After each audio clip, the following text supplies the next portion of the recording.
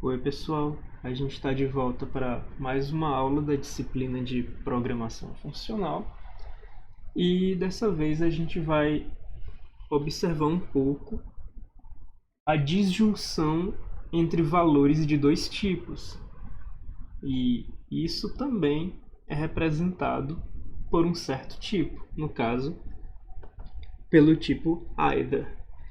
Então, o tipo either ele recebe como parâmetros dois outros tipos e ele representa, digamos, a união de valores dos dois tipos, do tipo A e do tipo B. Cada valor de either contém ou um valor do tipo A ou um valor do tipo B. Either costuma ser utilizado quando existe a necessidade de representar erros, porém com algum elemento a mais que descreva o erro, ou com o caso em que a computação é bem sucedida e o seu resultado é retornado. E também é possível utilizar o either quando se quer, de fato, um cenário, quando se quer representar um cenário em que é válido que um certo tipo que deveria ser parametrizado apenas por um tipo precisaria ser parametrizado por dois tipos ou mais. Por exemplo, listas não podem comportar valores de dois tipos. No entanto, como either é um único tipo, listas podem comportar valores de either que, por sua vez, podem conter valores de dois tipos distintos. Então, either tanto pode ser utilizado para representações mais detalhadas de erros, como também pode ser utilizado para construir tipos heterogêneos, digamos, em cenários que sustentam a utilização desses tipos, mas que se utilizam de estruturas de dados ou outros tipos que devem ser parametrizados por um único tipo, tá bom? Então vamos dar uma olhada na definição de either. Either vai ser um tipo e as suas funções vão estar disponíveis no arquivo either.hs, e esse arquivo define um módulo chamado either. Do prelúdio de Haskell, a gente só importa o tipo booleano, com seus valores verdadeiro e falso. A gente também importa o nosso módulo bool e o nosso módulo functions. E aqui a gente tem a definição do tipo either, mais uma vez, utilizando a palavra data para expressar a definição de um tipo. Então, o tipo either ele é parametrizado por dois outros tipos, o tipo A e o tipo B. E a definição de either ela é disjuntiva. Ou either tem um valor left associado a algum valor do tipo A, ou either tem valor right associado a algum valor do tipo B. A primeira função que a gente vai observar para o tratamento de valores do tipo either, que justamente representam uma disjunção, é a função either, que é responsável justamente por resolver essa disjunção. Ou seja, quando a função either recebe um valor do tipo either AB, não é sabido se esse valor contém um valor do tipo A, em um left, ou contém um valor do tipo B, em um right. O que acontece então é o seguinte: either recebe duas transformações. duas funções, uma de A em C e uma outra de B em C. Naturalmente, exatamente uma dessas duas funções vai ser aplicada sobre o valor contido em either AB e, independente de qual seja, o retorno de either é produzido por uma das duas transformações e é um valor do tipo C. Então a gente tem dois casos para either. Quando either recebe um valor either AB que pode ser desestruturado como left x, a gente sabe que x é um valor do tipo A. Então a gente vai ignorar a segunda transformação e vai utilizar a primeira para produzir um valor do tipo C.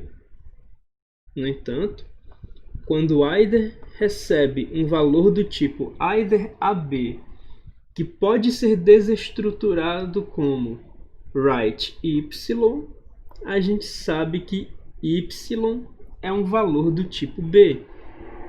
Dessa vez, a primeira transformação é ignorada e a gente utiliza a segunda transformação para ter um retorno g de y, que é justamente um valor do tipo C. A gente pode dar uma olhada na utilização de either. Eu já me adiantei e carreguei o arquivo either.hs nesse modo interativo. Então a gente tem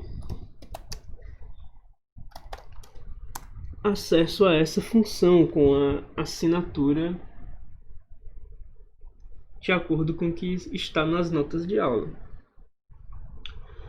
Aí a gente pode testar, por exemplo, either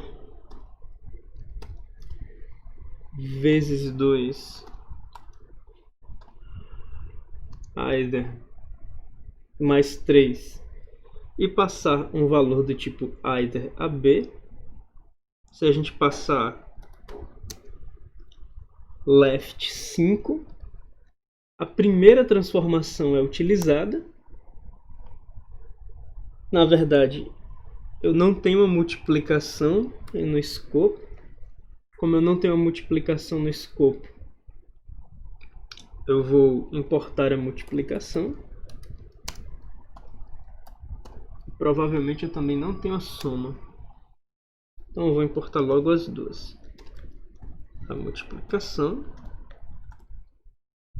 e a soma. Pronto. Agora eu tenho acesso à multiplicação. E eu também tenho acesso à soma. Pois bem. Então vamos voltar para a nossa aplicação de either, que utilizaria algo como vezes 3. As funções não importam exatamente, a gente só quer ilustrar. Mais 4. E aqui a gente passaria left 5. Nesse caso, a primeira transformação deve ser utilizada e a gente tem um retorno de 15. Você observa que left 5 fez com que either utilizasse a transformação vezes 3 e a gente tem um retorno 15. No entanto, se a gente trocar a forma como esse either é construído, se a gente utilizar right 5, a segunda transformação é utilizada.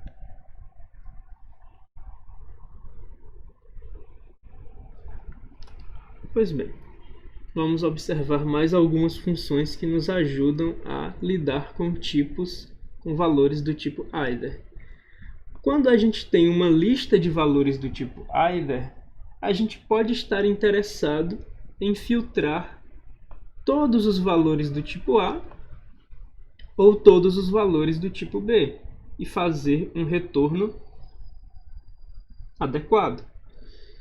A função lefts, por exemplo, é uma função responsável por filtrar todos os valores de either que podem ser desestruturados como left e retornar os valores do tipo A contidos nesses lefts. Portanto, quando lefts recebe uma lista vazia, ela retorna vazio. Quando lefts recebe uma lista que pode ser desestruturada como tendo uma cabeça da forma leftx, então esse valor de x é retornado numa nova lista e a cauda xs é recursivamente filtrada.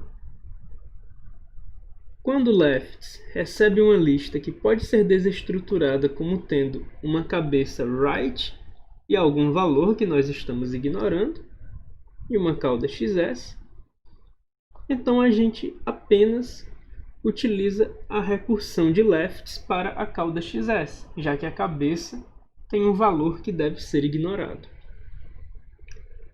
Analogamente, a gente tem a função right, que é responsável dessa vez por ignorar as cabeças de lista na forma left e considerar apenas os valores das cabeças de lista que estão na forma right.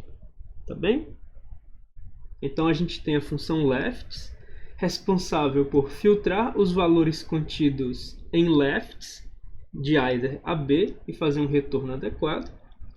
E a gente tem a função right, responsável por filtrar os valores do tipo os valores right, os valores contidos em right de um tipo either a b e fazer o retorno adequado, né, com uma lista de valores do tipo b.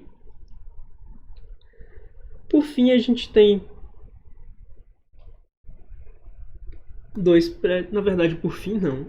a gente tem dois predicados, isLeft e isRight, e é bastante intuitivo imaginar o que eles fazem.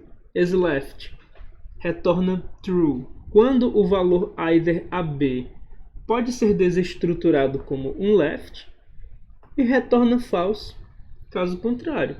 isRight é análogo a isLeft e não precisa de uma definição explícita. isRight pode ser definido como uma composição de isLeft com not. A gente também tem a função fromLeft e a função fromRight. Cada uma dessas funções é responsável por, a partir de um valor do tipo either AB, retornar um valor contido em left, ou caso o valor de either AB não seja desestruturado em left, retornar um valor padrão passado para a função. Nesse caso, quando fromLeft recebe um valor either AB que pode ser desestruturado como leftx, o valor padrão não precisa ser utilizado e é retornado apenas o valor x. No entanto, quando fromLeft recebe um valor either AB que é desestruturado como right, então o valor padrão acaba sendo utilizado. Analogamente, a gente tem a definição de fromRight. A gente pode observar a aplicação dessas funções da seguinte forma. fromLeft, vamos colocar aqui uma string ABC como valor padrão e passar um valor do tipo left AAA. Nesse caso, como a gente está passando um valor either AB do tipo left, a função fromLeft vai ignorar o valor padrão e vai retornar a string contida dentro de left. No entanto, se a gente passasse right contendo um valor qualquer, inclusive de outro tipo, a função fromLeft ela precisaria utilizar o seu valor padrão, já que ela está recebendo um valor either AB, onde A é string e B é um valor do tipo numérico. Ela precisaria utilizar o seu valor padrão, já que ela não está recebendo um valor either AB que pode ser desestruturado como left. tá bem? Então, tipos disjuntivos podem ser utilizados para representar, em certos contextos que exigem estruturas heterogêneas. Eles podem ser utilizados para fazer com que estruturas homogêneas pareçam estar contendo valores de mais de um tipo, tá bem? E eles também podem ser utilizados para a representação mais detalhada de erros. Então, esse é o conteúdo da nossa aula sobre tipos disjuntivos e a gente volta na próxima aula. Até mais!